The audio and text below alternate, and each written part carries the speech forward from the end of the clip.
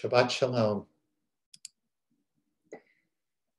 Parshat Balak is a unique section in the Torah in that it describes a narrative that occurs completely outside of the nation of Israel.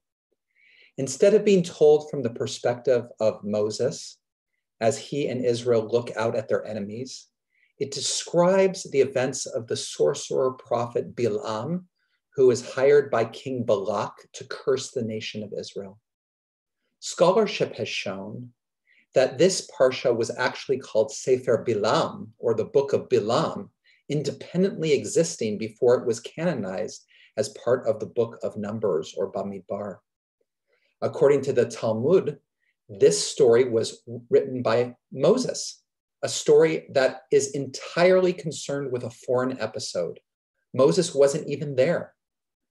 Whatever way that we understand its inclusion, whether as a separate book that the rabbis decided to incorporate, or as a foreign episode written by Moses himself, it's important to explore the reason for its inclusion.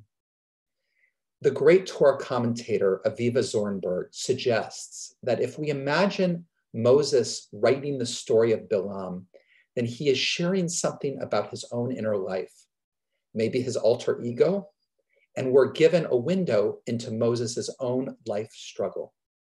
And this could be the reason that the rabbis wanted to include this section, that we all struggle with the forces that Balaam represents. He is not just an evil sorcerer, but he is inside each of us. The rabbis see Balaam as kind of an alter ego to Moses. Both are prophets, they both have a connection to God, and they both use words to affect change in the world, but in very different ways. While Balaam says time and time again to King Balak that he cannot transgress God's will and curse the Israelites if God doesn't want him to, he continues to try. Our sages view Balaam as being motivated by greed and envy. He doesn't stop trying because he wants the riches and power that Balak promises him. And he has a gift. The text says that he knows the mind of God, which the rabbis say in Balaam's case is an uncanny ability to detect God's anger and then can time that anger to create curse.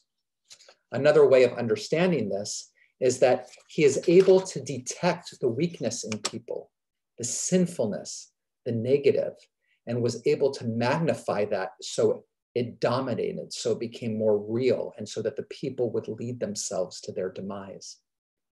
Moses knew the mind of God in a different way. He was able to detect God's compassion. He focused on the goodness of Israel, on their deserving of a relationship with God. When Israel sins, Moses invokes God's compassion by magnifying the goodness of Israel, their deserving of relationship. Now, we can see both of these aspects in ourselves. We can focus on the good in people and relate to them with that in mind, or we can focus on the negative and magnify that reality. When we focus on the weakness in others, the immaturity or the sinfulness like Balaam, we may be accurate in our perception. The important question for us is what draws our attention to the negative? Our first response is usually to blame it on the other. We focus on the negative because that's who they are. But the truth is that human beings are multidimensional. And if we could truly step inside another's shoes, we would understand the fear, the insecurity, the emptiness that leads to their sinful behavior. And we would also understand that there is a spark of the divine yearning that wants to be expressed. The story of Balaam invites us to consider what draws our attention to the negative in another. For Balaam, his envy, his greed, his sense of emptiness, of not having enough, of not being enough, pushed him to try to curse Israel, even when he knew that it was not God's desire. What hurt, insecurities, fear of our own directs our attention to the negative in others, to deep down desire them to fail, to have misfortune, and to hurt as we do. And what happens when we are not comfortable or honest about our own motivations to focus on the negative? Maybe we try to cover it up and be polite. Maybe we pretend, like Bilam, that God will change his mind, that the problem is all about how bad they are. And as a result, we curse. Not only do we not allow other goodness to enter the picture, but we might speak lashon hara, talk badly about them, or try to undermine them in some way.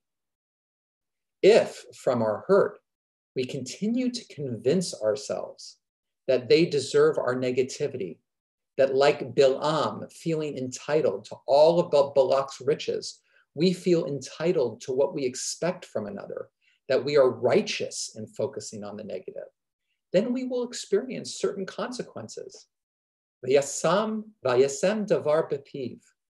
The Midrash interprets this as God put a bit in Bilam's mouth, like a horse that can be penetrated and mastered at will, suggesting the horror and the loss of personal autonomy. Prophets and poets also know about possession and might even value it as a privilege.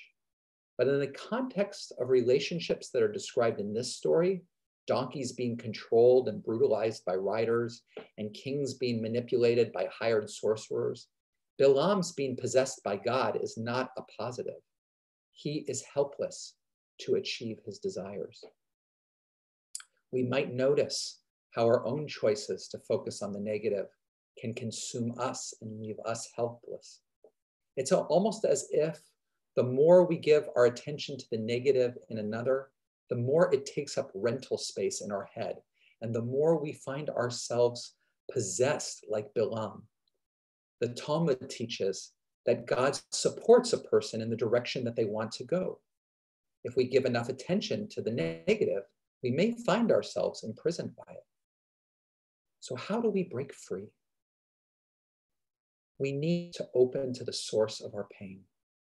No matter how true the weakness, the sin, the lack of integrity is in another, we need to take responsibility for our pain. This means that we don't rely on the actions of another to determine our own sense of well-being. It means that we seek healing and soothing for hurt, whether through prayer or good friends. We get whatever support we need to realize the godly world within us, that who we are is a shining light. And it's from that place that we're able to magnify light, not darkness. Shabbat Shalom.